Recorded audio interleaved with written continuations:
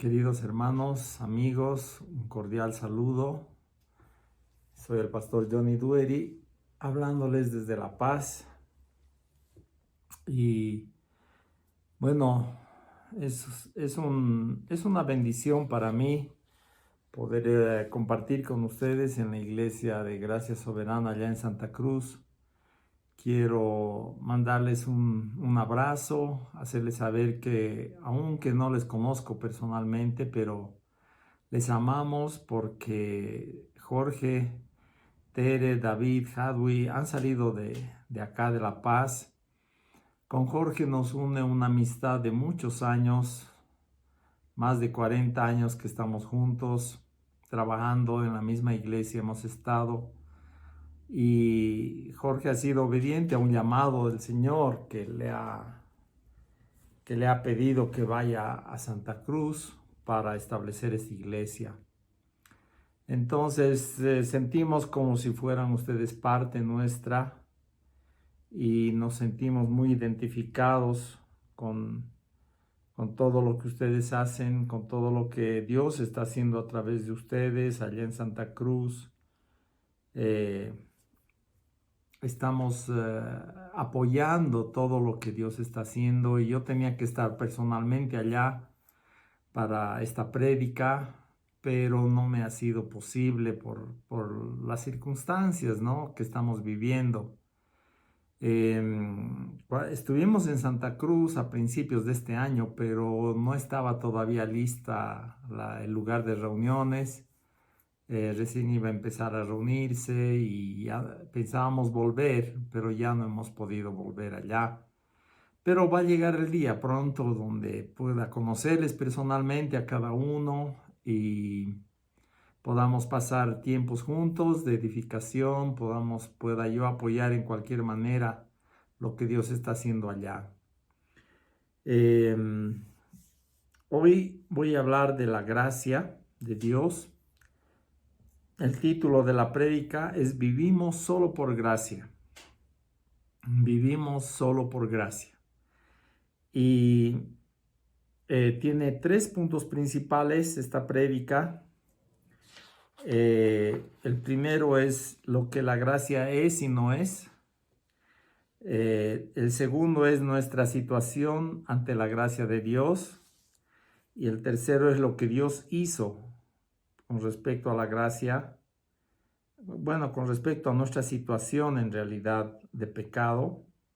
Y luego la conclusión. Está basado en el texto de Isaías 53, versos 4 al 6. Isaías 53, 4 al 6.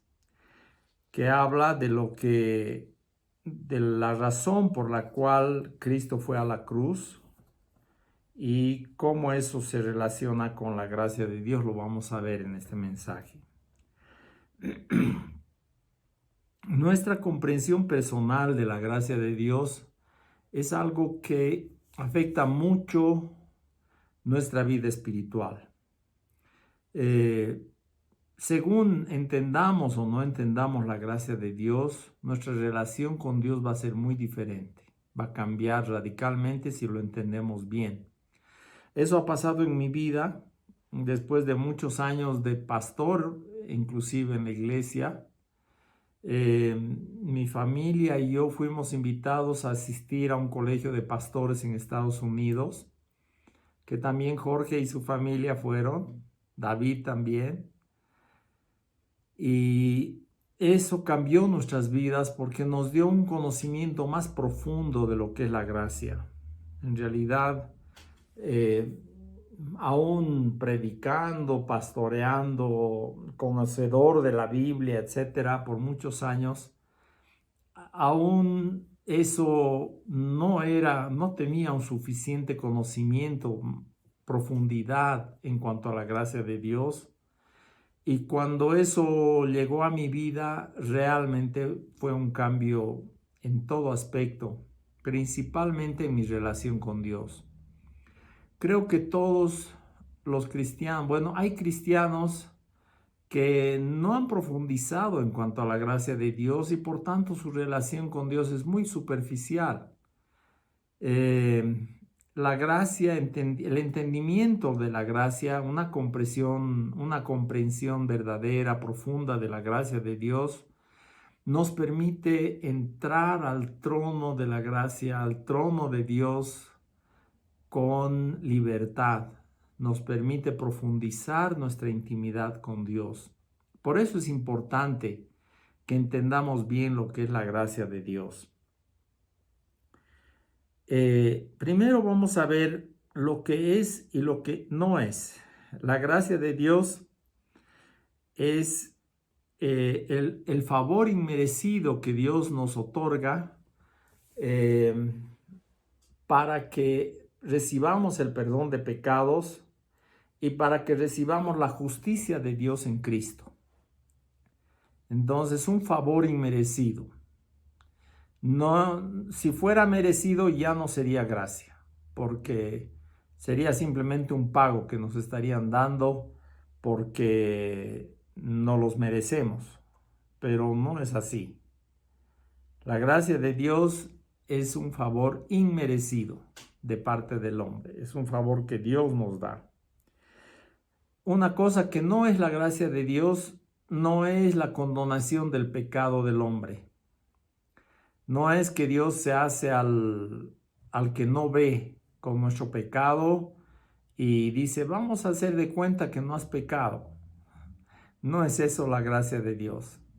La gracia de Dios ha sido hecha posible por el sacrificio de Cristo.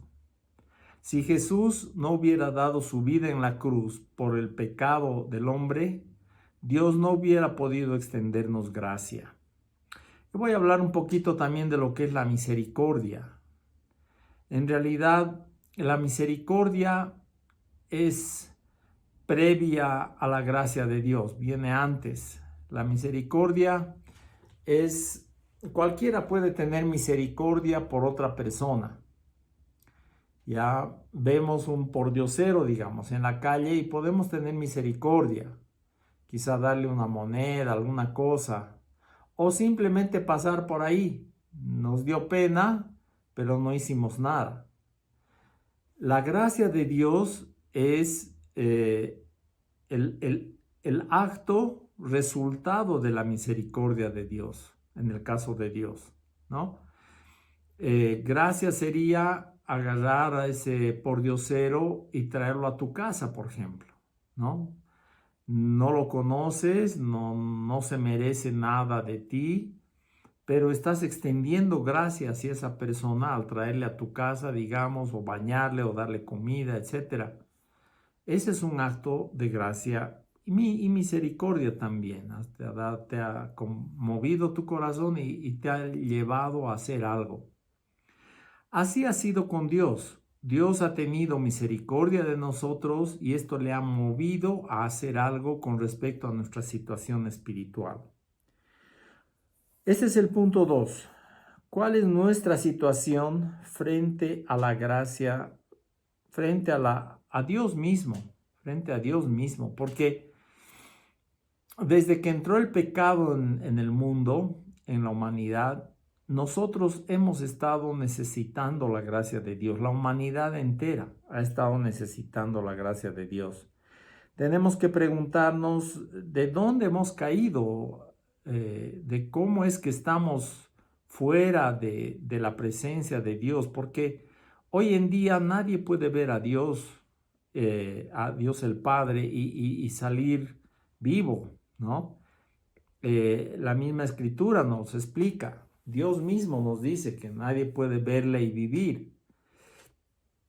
Hubo un tiempo en que Moisés le pidió a Dios ver su gloria y Dios le dijo, ya voy a taparte, voy a poner en una hendidura de la peña, voy a tapar con mi mano tu rostro para que no me veas por delante y vas a ver, voy a pasar y vas a ver mis espaldas, lo que le dice Dios a Moisés.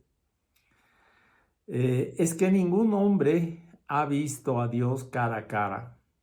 Ningún hombre puede ver a Dios cara a cara desde la caída. Antes el hombre sí tenía acceso a la presencia de Dios. Adán y Eva tuvieron ese acceso a la presencia de Dios. Podían estar con Él cara a cara, Es más, Génesis nos relata que en las tardes Dios bajaba a tener comunión con ellos, a charlar con ellos. Tenían hasta una intimidad espiritual antes de la caída.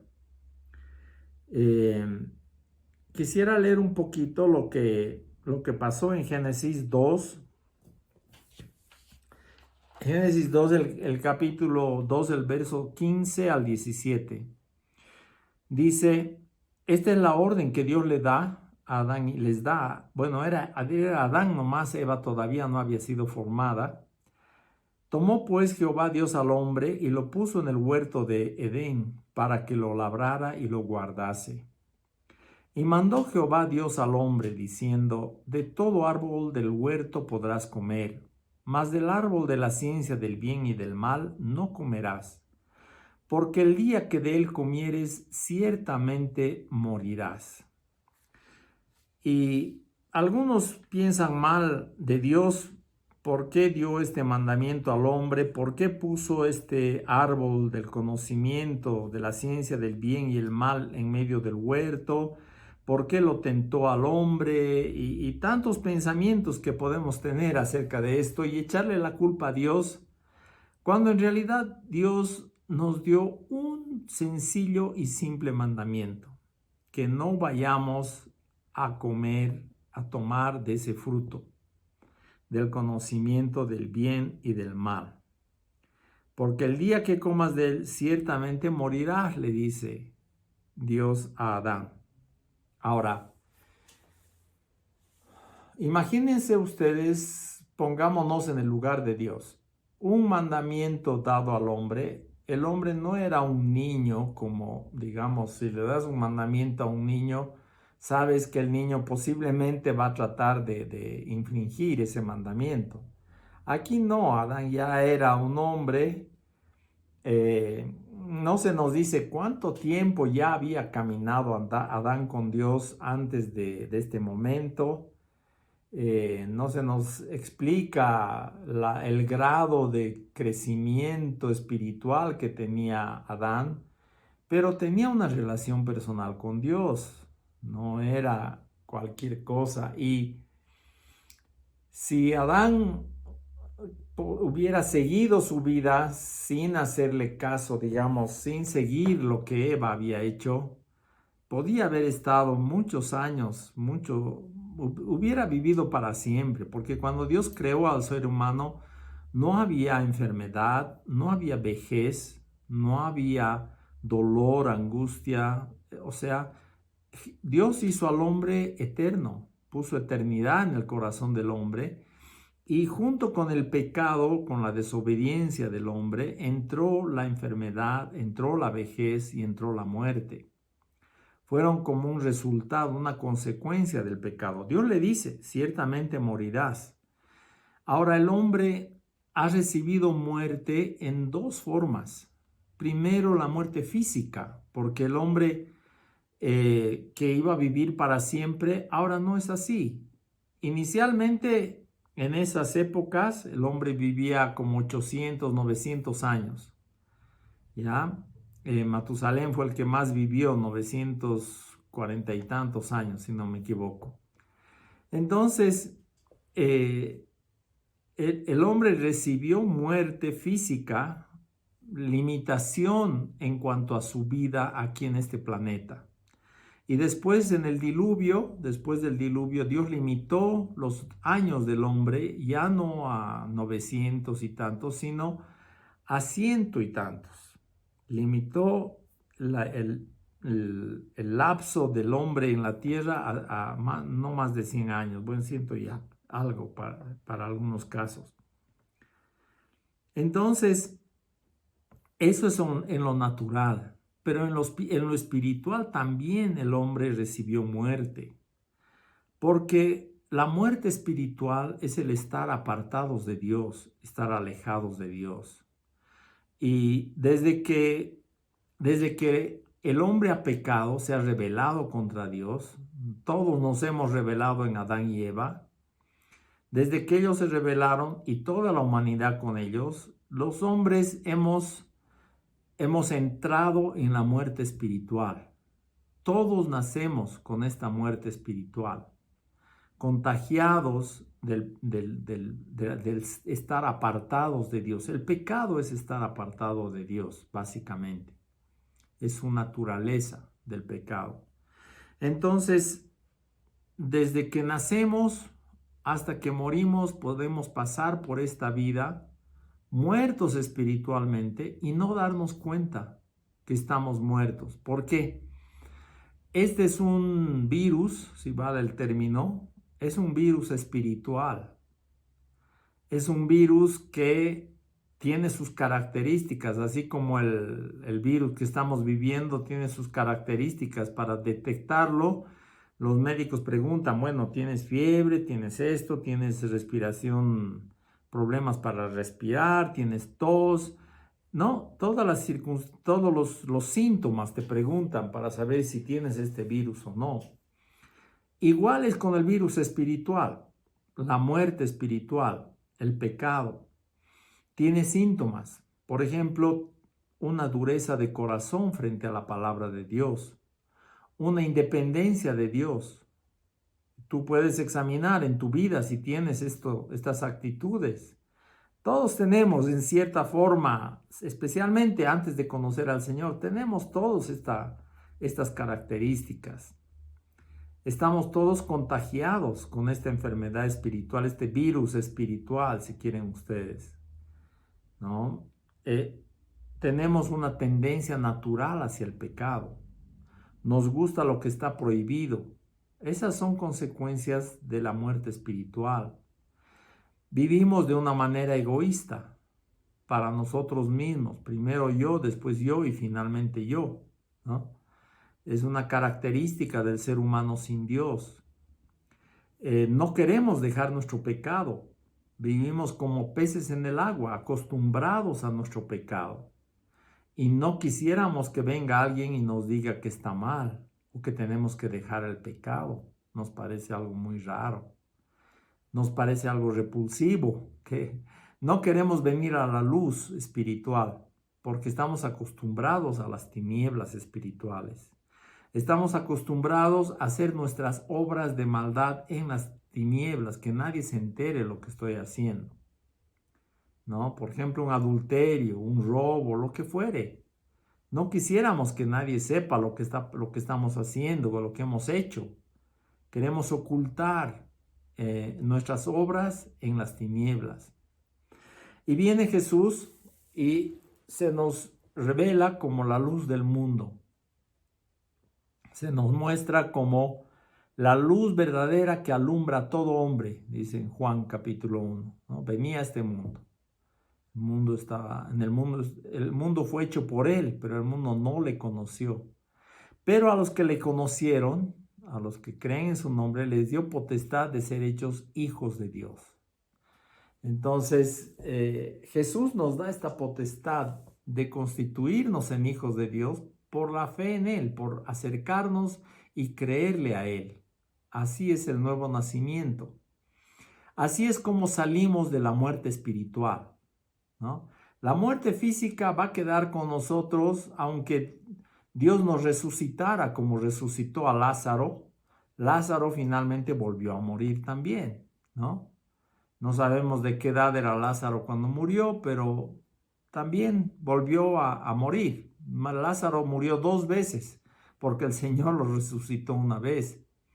Si Dios hiciera lo mismo con nosotros, igual, aunque resucitemos en esta vida natural, vamos a tener que volver a morir. A no ser que estemos viviendo cuando Jesús vuelva. Y en ese caso, las personas que estén vivas cuando venga el Señor Jesús en su segunda venida, no van a sufrir la muerte, no van a pasar por el valle de sombra de muerte, como dice el Salmo 23. Y van a estar con el Señor, van a encontrarse con el Señor en el aire y su cuerpo va a ser transformado en un abrir y cerrar de ojos. El cuerpo del ser humano va a ser un cuerpo glorificado para que podamos estar en la presencia de Dios. Entonces, la situación del hombre, del ser humano, ha cambiado desde la creación del hombre hasta después de la caída, ha cambiado la situación espiritual. Y si Dios nos dejara en esta situación de pecado, de independencia de Dios, además con el conocimiento del bien y el mal según el hombre, porque eso es lo que el árbol del conocimiento de la ciencia del bien y el mal hace. Lo que hizo en Adán y Eva fue independizarlos de Dios. Inicialmente ellos tenían que obedecer la palabra de Dios para considerar lo que era bueno y lo que era malo. Pero después de la caída, ellos ya eran sus propios jueces y determinadores de lo bueno y lo malo. Y muchas personas quisieran seguir viviendo así, sin que nadie les diga lo que es bueno y malo para ellos. El ser humano en general tiene esa tendencia. Esa es una de las características de este virus de la muerte espiritual, del pecado en el hombre. Queremos vivir la vida como a nosotros nos place, como nosotros quisiéramos. Y no queremos que nadie nos diga cómo vivirla, y qué es bueno y qué es malo, y cómo, cómo podemos, bueno, el agradar a Dios está fuera del panorama de la gente que no le conoce, ¿no? Entonces es normal que no tengan eso en su corazón, no les inquieta agradar o no agradar a Dios. Si Dios nos hubiera dejado así, todos estábamos en rumbo al infierno, a la condenación eterna.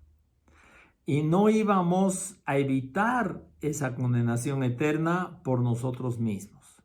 Ningún ser humano que ha nacido en este planeta después de Adán y Eva puede evitar el pecado, puede dejar de pecar, porque todos somos esclavos del pecado. Esa es otra característica, otro síntoma de la muerte espiritual. Somos esclavos del pecado, hacemos lo que el pecado nos manda, lo que el pecado quiere que hagamos, como si fuera una persona el pecado. No lo es, pero eso es lo que pasa en nuestra vida.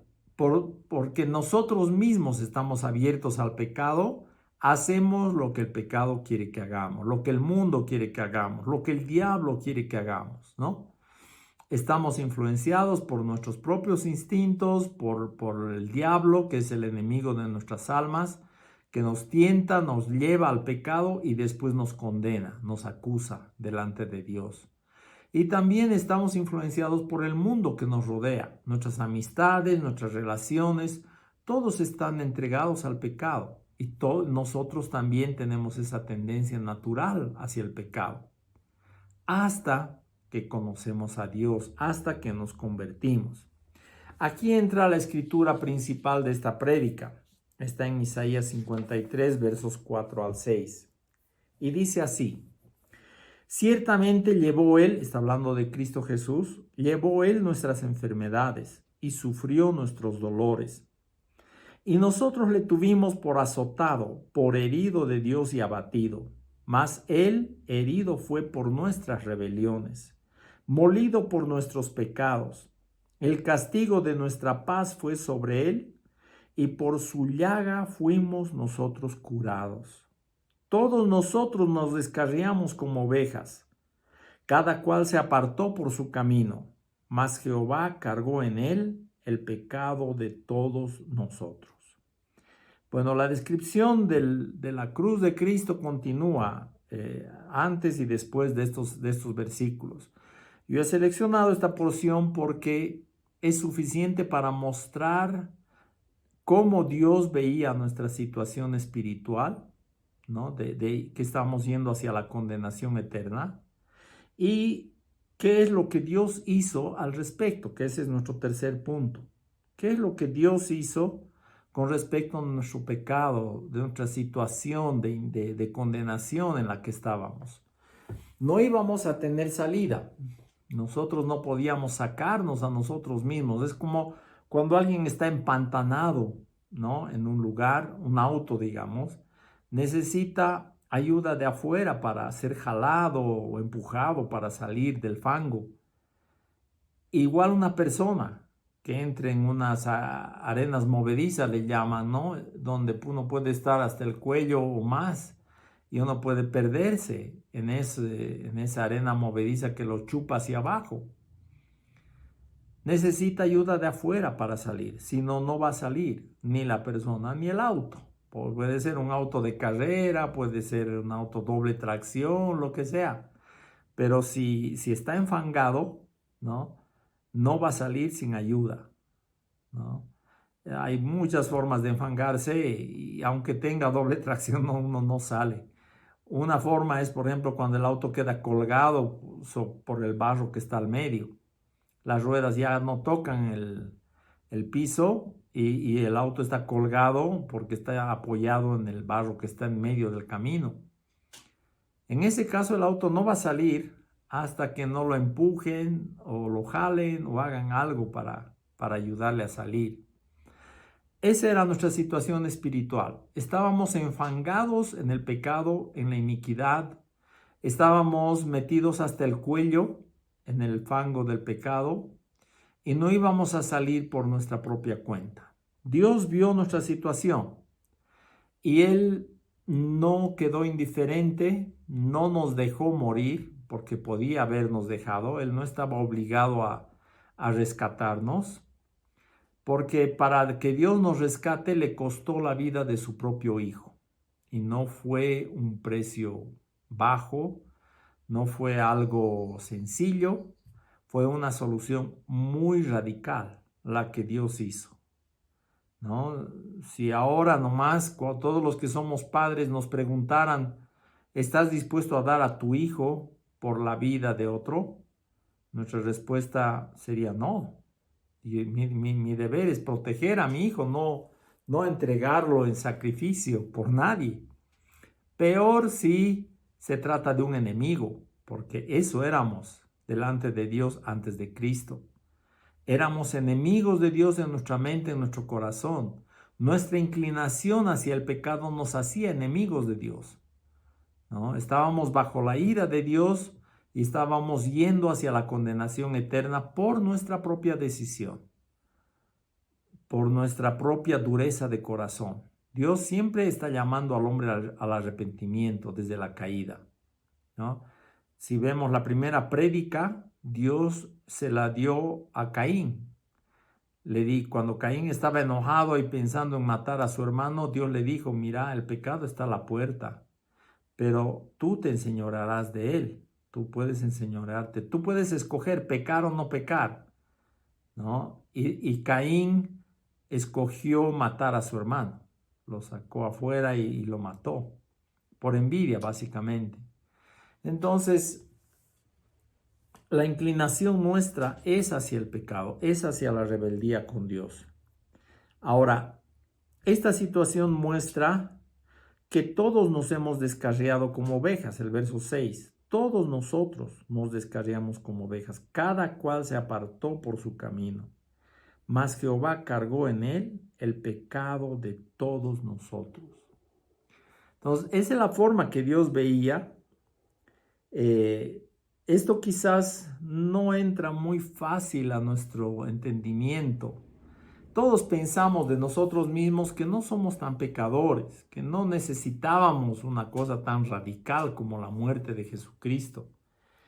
Pero Dios muestra otra cosa, ¿no? Dios muestra que sí necesitábamos, muestra que era necesario que el Hijo de Dios muriera por nosotros para rescatarnos, que no era tan fácil nuestra situación. Si uno está con el agua al cuello o las arenas movedizas hasta el cuello y está pensando que puede salir de ellas, que no es tan grave su situación, que él mismo se va a poder sacar, eso le impide recibir ayuda, ¿no? El que va a ser ayudado tiene que querer ser ayudado, porque de otra manera puede pasar Dios por ahí con su soga para jalarnos, pero no tenemos interés porque pensamos que nosotros nomás nos vamos a sacar del barro, del lodo. Pues para eso la Escritura nos hace entender cómo es nuestra situación espiritual. Por ejemplo, en el libro de Job, voy a leerles una escritura, en el capítulo 15 de Job, los versos 14 al 16 de Job capítulo 15, dice así: ¿Qué cosa es el hombre para que sea limpio y para que se justifique el nacido de mujer? He aquí, en sus santos no confía, aquí está hablando de Dios, y ni aun los cielos son limpios delante de sus ojos. ¿Cuánto menos el hombre abominable y vil que bebe la iniquidad como agua? Así es como Dios nos ve, bebiendo la iniquidad como agua, acostumbrados a la iniquidad. Otra vez, esto es antes de Cristo, ¿no? En nuestra vida natural, estamos bebiendo la iniquidad como agua. El adulterio, el pecado, la mentira, el engaño son pan de cada día, como decimos, para el ser humano. O Dios hace algo en nuestra vida o vamos a seguir en el pecado como si fuera lo más normal. El hombre justifica el pecado en su corazón, lo que sea que haga, ya sea un adulterio, un robo, un abuso, una mentira, un engaño, una estafa. El hombre lo justifica en su corazón, se convence a sí mismo de que está bien lo que ha hecho, que tiene derecho, que es normal, que todos lo hacen, ¿por qué no lo va a hacer él? Pero eso no justifica nuestro pecado delante de Dios. Para Dios somos abominables y viles y estamos bebiéndonos la iniquidad como agua. Todos bebemos agua, creo que todos los días.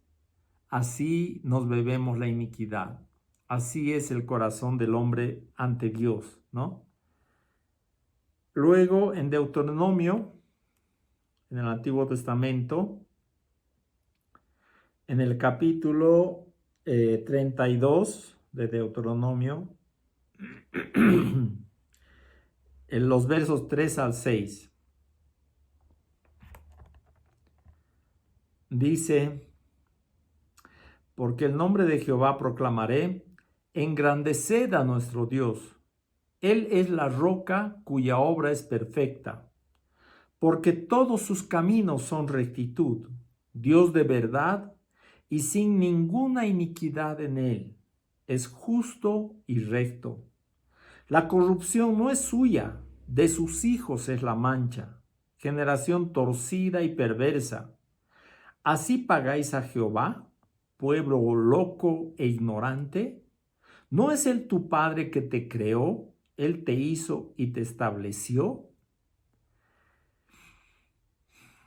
La corrupción no es de Dios. Él es justo y recto. Ninguna iniquidad en él. La iniquidad es nuestra. Nosotros nos hemos inclinado hacia la desobediencia, hacia la rebeldía contra Dios y nos bebemos la iniquidad como agua. La corrupción no es suya, de sus hijos es la mancha. Generación torcida y perversa. Y luego hace dos preguntas. ¿Así pagáis a Jehová, pueblo loco e ignorante? ¿No es él tu padre que te creó, él te hizo y te estableció y así le pagas a Dios? En otras palabras, no tienes una convicción en tu corazón para reconocer tu pecado, dejar tu pecado y volverte a Dios. Esto es lo que hace el Espíritu Santo realmente. Trae una convicción de pecado a nuestro corazón y nos lleva a sujetarnos nuevamente a Dios, a humillarnos delante de Él. Si un hombre no llega a ese punto, es un loco ignorante, como dice esta escritura. Pueblo loco e ignorante. Si Él nos ha creado, ¿cómo vamos a vivir una vida de rebeldía contra Dios, contra nuestro Creador? No es algo normal. Al menos la Escritura lo presenta como una locura, como una cosa rarísima, que el ser humano se rebele contra su Creador y le pague mal al Creador. Dios todos los días expresa dos clases de gracia hacia los hombres. Primero, hacia los que no le conocen, sobre malos y buenos, dice la Escritura, Dios derrama su gracia natural, su gracia común. Él hace salir el sol sobre malos y buenos. Él manda la lluvia sobre los sembradíos de malos y buenos. Dios mantiene el sol en su lugar y este planeta en su lugar y todos los planetas de este sistema solar y de nuestra galaxia y todas las estrellas en su lugar para que no tengamos catástrofes celestiales, para que no tengamos cataclismos, para que podamos disfrutar de paz y armonía en este mundo, en esta vida. Cada día de sol, de tranquilidad que vivimos es un regalo de Dios que no merecemos, porque nosotros nos hemos rebelado. ¿Qué podríamos esperar de nuestro Creador si no lo reconocemos como tal? Podríamos esperar juicio, condenación, podríamos esperar terremotos, catástrofes, tsunamis. Cuando viene un tsunami es lo mínimo que podría suceder, porque nosotros nos hemos rebelado contra nuestro Creador, que es el que sostiene el universo entero. Él sostiene este planeta, Él sostiene cada persona, la vida de cada persona. Él sabe cuántos cabellos tenemos en nuestra cabeza, de cada uno. Él sabe cuántas células hay en nuestro cuerpo. Entonces, el no pagarle a Dios como Él se merece, el no pagar con reverencia, con sujeción, con adoración a nuestro Creador, nos hace merecedores de su condenación. Esa es la situación del hombre frente a Dios. Cada uno nos hemos descarriado como ovejas, cada cual se ha apartado por su camino. Ahora, ¿qué ha hecho Dios? Ha cargado sobre él el pecado de todos nosotros. Es lo que dice el verso 6 de Isaías 53. Y después habla de Jesucristo, mas él herido fue por nuestras rebeliones, el verso 5, Isaías 53, 5. Él herido fue por nuestras rebeliones, molido por nuestros pecados. El castigo de nuestra paz fue sobre él, y por su llaga fuimos nosotros curados. La respuesta de Dios para resolver nuestro problema de la iniquidad y el pecado, de la desobediencia espiritual a Dios, de la independencia de Dios. La respuesta de Dios, la obra de Dios fue mandar a su Hijo a este mundo para pagar por nuestros pecados. Jesucristo vino para poner su vida por nosotros, en rescate nuestro. Vino para rescatar lo que se había perdido. Y la Escritura, asombrosamente, la Biblia, nos muestra un momento de diálogo entre el Padre y el Hijo en un momento del tiempo, de la historia. En Hebreos capítulo 10, los versículos 5 al 10 voy a leer.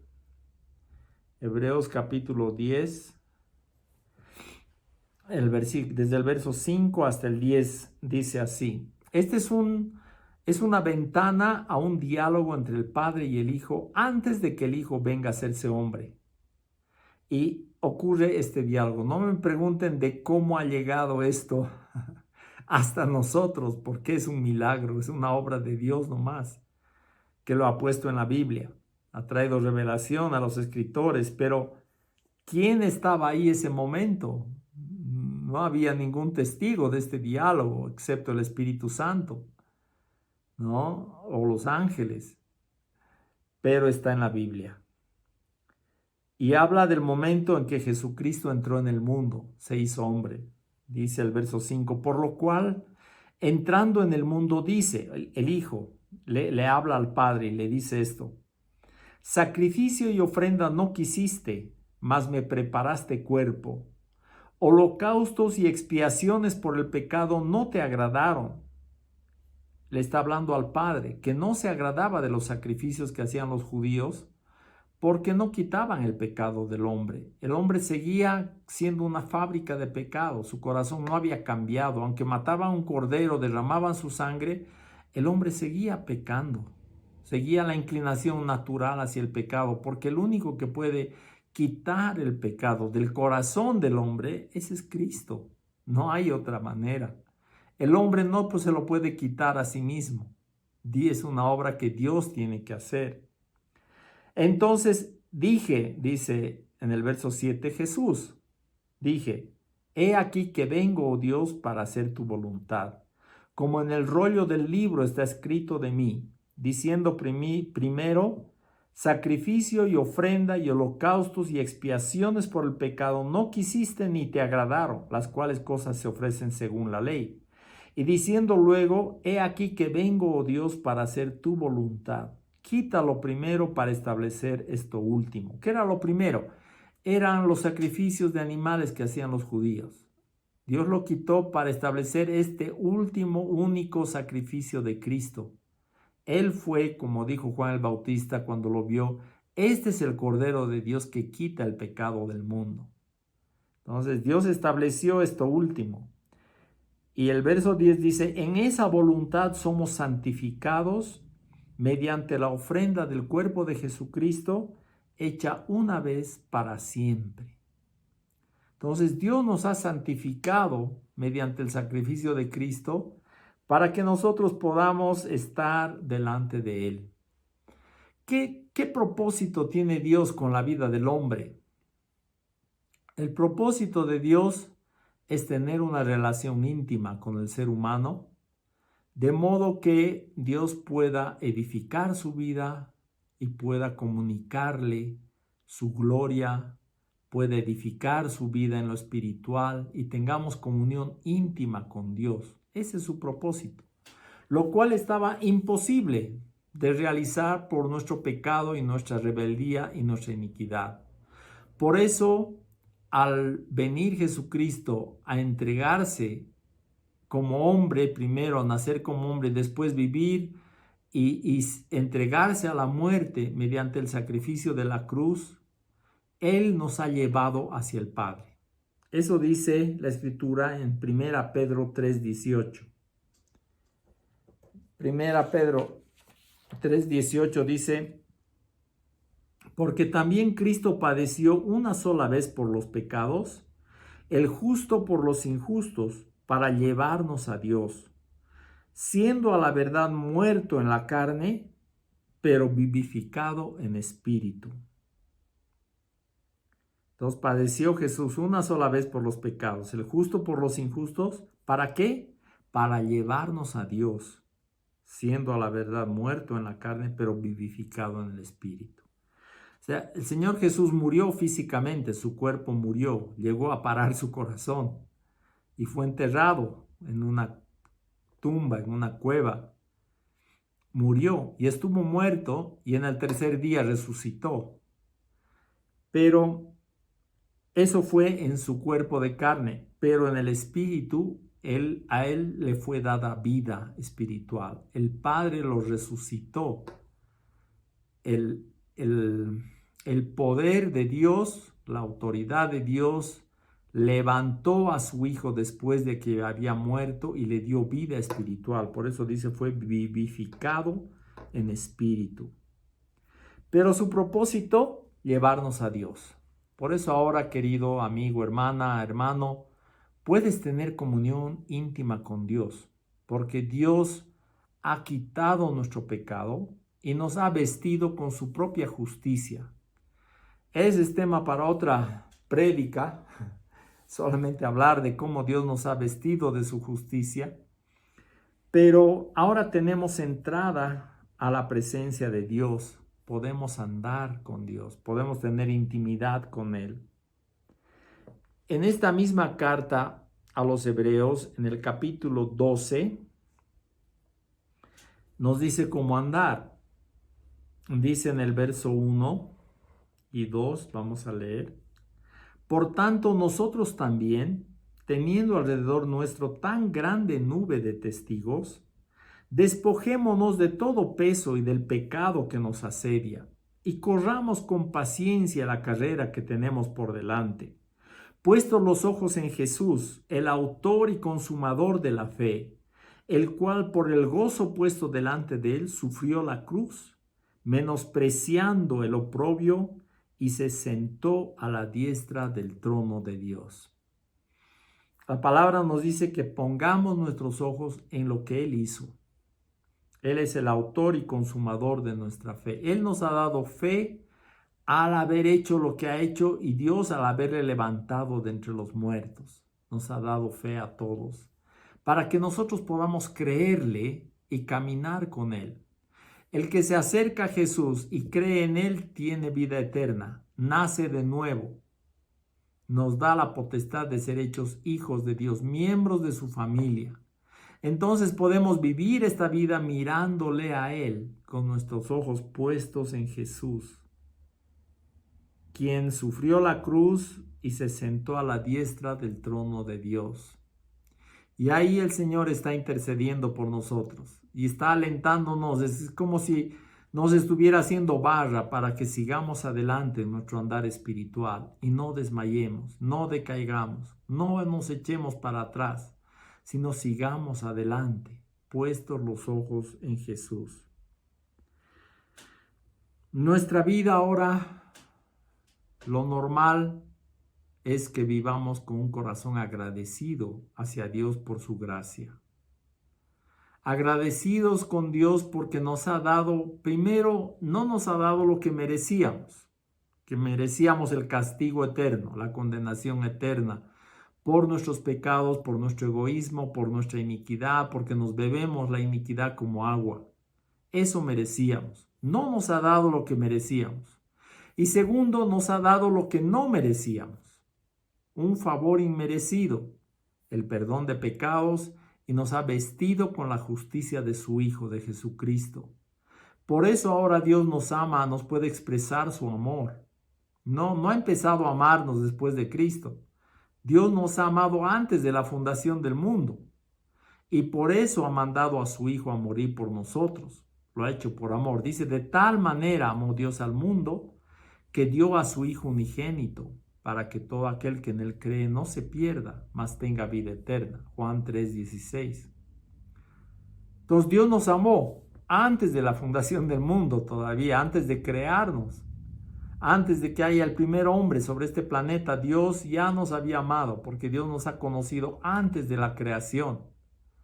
Antes de hacernos, de darnos vida en este planeta, Dios ya nos había conocido. Y Dios nos conoce a todos así. Antes de que vengamos a este mundo, ya nos conoce en un sentido espiritual. Ya conoce a cada persona. Entonces Dios ha escogido amarnos y ha escogido rescatarnos y ha escogido dar a su Hijo para rescatarnos a nosotros. Un amor increíble, un amor que nos sorprende, que realmente Dios nos ha amado de esa manera al punto de pagar por nuestros pecados. Dios mismo ha pagado la factura de nuestros pecados y nos ha dado vida eterna en Cristo. El que tiene al Hijo de Dios tiene la vida. De ser enemigos hemos pasado a ser miembros de su familia. Hemos pasado a ser hijos de Dios. Y Dios en nuestro corazón, nuestro espíritu, nos da testimonio de que somos hijos de Dios, dice Romanos 8. Él ha puesto testimonio dentro de nosotros de que somos sus hijos. Nos ha recibido como hijos por medio del sacrificio de Cristo. Eso es gracia. No pagarnos lo que merecíamos y darnos lo que no merecíamos. Un favor inmerecido mediante el cual nos ha hecho miembros de su familia. Y esto es para todo el que cree. Vamos a terminar con una oración. Quisiera orar con ustedes, hermanos.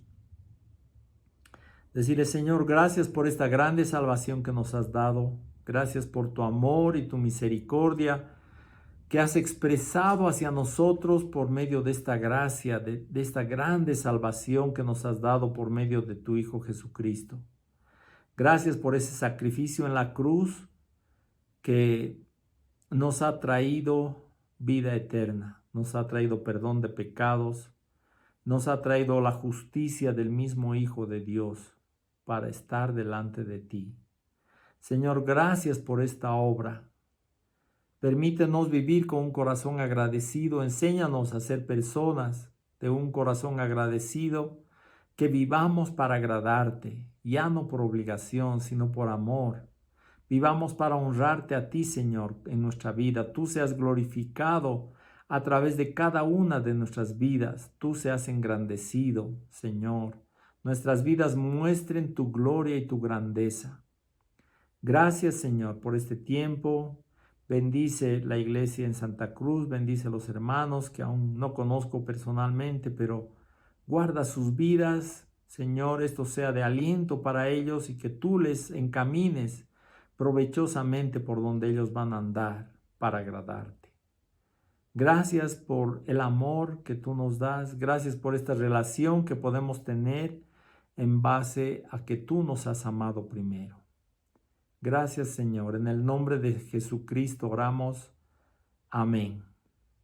Amén, hermanos. El Señor les bendiga y en cualquier momento vamos a volver a estar juntos. Hasta entonces, Dios les guarde.